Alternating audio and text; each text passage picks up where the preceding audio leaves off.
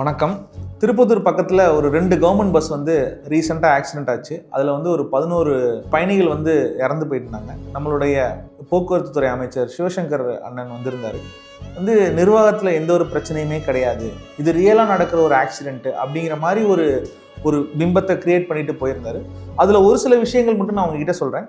நம்ம எல்லாருமே அந்த ஒரு ஃபோட்டோ வீடியோஸ் எல்லாமே பார்த்தோம். அதில் பார்த்தீங்கன்னா 2மே மஞ்சள் கலர் பஸ் தான்.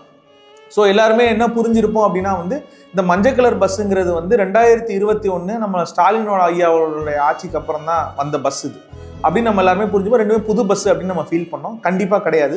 அது ரீபில்ட் பாடி தான். அதாவது உள்ளே இருக்கக்கூடிய இன்ஜின் எல்லாமே பழைய பஸ்ஸு, 9 வருஷத்துக்கான பழைய பஸ்ஸு.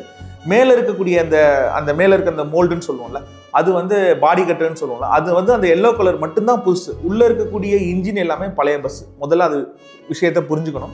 2வது பாயிண்ட்டு, அங்கே நம்ம அந்த களத்தில் பாரதிய ஜனதா கட்சி சார்பாக நாங்கள் எல்லாருமே அன்றைக்கி நின்னோம்.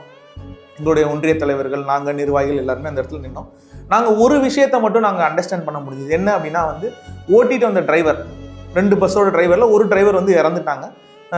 துரதிருஷ்டவசமாக இறந்துட்டாங்க. அவங்க ஃபுல் டைமர் கன்ஃபார்ம்டு டிரைவர் அப்படின்னு சொல்கிறாங்க. அந்த பெர்மனன்ட் டிரைவர்னு சொல்லுவோம்ல, அவர் திருப்பூர் அந்த ஜோன்லேருந்து வரக்கூடிய பஸ். அந்த பஸ்ஸை ஓட்டிகிட்டு வந்தவர். இங்கே காரைக்குடி ஜோன்லேருந்து ஓட்டிகிட்டு போன அந்த பஸ் யாருன்னா ஒரு தினக்கூலி, அதாவது ஆக்டிங் டிரைவர்னு சொல்லுவோம்ல அவங்க. ஸோ இதில் என்ன ஒரு விஷயம் இருக்குது அப்படின்னா, அந்த பெர்மனண்ட்டாக இருக்கக்கூடிய டிரைவர் அவருக்கு ஐஆர்டியில் ட்ரைனிங். ஐஆர்டினா என்ன, புதுசாக ஏதோ சொல்கிறீங்க அப்படின்னு நீங்கள் நினைப்பீங்க. இன்ஸ்டிடியூட் ஆஃப் ரோட் டிரான்ஸ்போர்ட் அப்படின்னு சொல்லி